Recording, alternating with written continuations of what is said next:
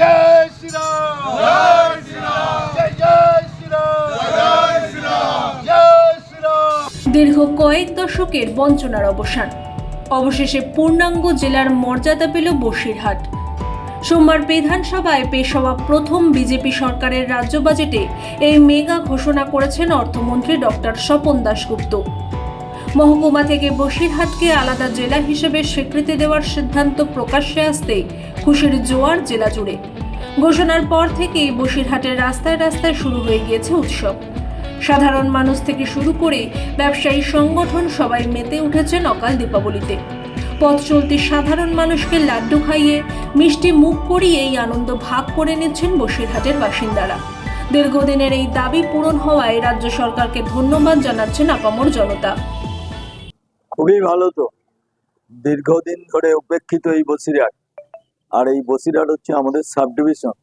আজকের যদি আমাদের দাবি দেওয়া পূরণ হয়, আর এই সরকার ভারতীয় জনতা পার্টির সরকার দীর্ঘদিন পরে পশ্চিমবঙ্গে অধিষ্ঠান করেছে, আর তাদের নূতন বাজেটে আমাদের বসিরহাট জেলাকে আলাদা জেলা হিসেবে ঘোষণা করলে আমরা খুবই আনন্দিত এবং আপ্লুত। সেই সঙ্গে এটাও বলবো, বসিরহাটের জন্য আরো উন্নয়ন চাই এবং উন্নয়ন করতে হবে। জেলা হলে পৃথকভাবে, জেলা হলে আমরা অনেক কিছু সাহায্য পাবো ডবল ইঞ্জিন সরকারের কাছ থেকে। কিন্তু কেন বসিরহাটকে আলাদা জেলা করলে ঠিক কতটা সুবিধা হবে স্থানীয় বাসিন্দা বা প্রশাসনের? ভৌগোলিক ও সামাজিক ক্ষেত্রে বসিরহাটের অবস্থান অত্যন্ত সংবেদনশীল।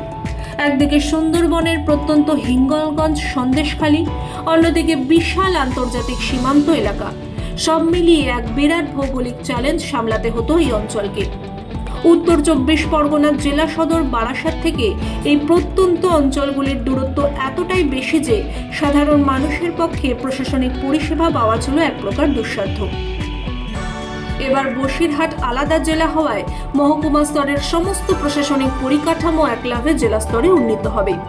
ফলে সুন্দরবনের প্রান্তিক মানুষ থেকে শুরু করে সীমান্তবর্তী এলাকার বাসিন্দারা অত্যন্ত দ্রুত এবং সরাসরি সরকারি সুযোগ সুবিধা ও ন্যায় বিচার পাবেন। সামাজিক ক্ষেত্রেও শিক্ষা ও স্বাস্থ্যের পরিকাঠামো আমূল বদলে যাবে বলে এই সিদ্ধান্তের পর মনে করা হচ্ছে। যোগাযোগ ও পরিকাঠামোগত উন্নয়নের ক্ষেত্রে এই সিদ্ধান্ত এক বড় অনুঘটক হিসেবে কাজ করবে। জেলা সদর বারাসাত হওয়ায় এতদিন বসিরহাটের রাস্তাঘাট, আইন শৃঙ্খলা এবং সীমান্ত সুরক্ষার মতো বিষয়গুলিতে দ্রুত সিদ্ধান্ত নেওয়া যেত না। এবার বসিরহাটে নিজস্ব জেলা শাসক এবং পুলিশ সুপারের স্থায়ী দপ্তর গড়ে ওঠায় যে কোনো সমস্যা বা আইন শৃঙ্খলার অবনতিতে দ্রুত ব্যবস্থা নেওয়া সম্ভব হবে। এর পাশাপাশি জেলার নিজস্ব তহবিল তৈরি হওয়ায় থমকে থাকা রাস্তাঘাট নির্মাণ, ইচ্ছামতি নদীর সংস্কার এবং সীমান্ত লাগোয়া এলাকার বাণিজ্য ও কর্মসংস্থানের ক্ষেত্রে এক নতুন জোয়ার আসবে। এটা বসিরহাটবাসীর দীর্ঘদিনের চাওয়া ছিল। এর আগে 34 বছরের সরকার বসিরহাটবাসীকে তাদের আশা স্বপ্নকে পূরণ করেন। 15 বছরের হারমাত বাহিনীর সরকারও বসিরহাটের এই নদীমাতৃক এলাকার মানুষের স্বপ্নকে পূরণ করার জন্য চেষ্টা করেনি। আজকে নতুন সরকার এসছে ভারতীয় জনতা পার্টি, বসিরহাটের এই নদীমাতৃক জায়গায় বসিরহাট জেলা ঘোষণা করেছে। এটা সারা বসিরহাটবাসীর হয়ে আমরা বিরাট গর্বিত। আমাদের সরকার এই কাজ করেছে, এর জন্য ভারতীয় জনতা পার্টির পশ্চিমবঙ্গ সরকারকে বসিরহাটবাসীর হয়ে আমি আন্তরিকভাবে কৃতজ্ঞতা এবং আমার হৃদয় থেকে এই সরকারের প্রতি আমার অনুরাগ, আমার ভালোবাসা জানাই। দেখুন, ভারতীয় জনতা পার্টি পশ্চিমবঙ্গকে পরিবর্তনের লক্ষ্যে, প্রকৃত পরিবর্তনের লক্ষ্যে নিয়ে যাওয়ার জন্য মানুষ নিয়ে এসছে। 34 বছর ধরে মানুষ অবহেলিত হয়েছে, 15 বছর ধরে মানুষ শোষিত হয়েছে, নির্যাতিত হয়েছে।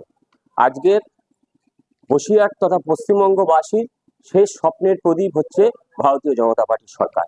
তাই সেই স্বপ্নকে পূরণ করার জন্য আমাদের সরকার আন্তরিকভাবে প্রয়াস চালাচ্ছে এবং কেন্দ্রীয় সরকার সর্বতোভাবে আমাদের পাশে আছে।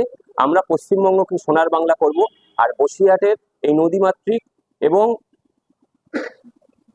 বিভিন্ন জায়গায় স্বাস্থ্যকেন্দ্রের যা হাল, বিভিন্ন জায়গায় কলেজ স্কুলগুলোর যে হাল, তার সমস্ত কিছু পুনরুদ্ধার করার কাজ আমাদের করতে হবে।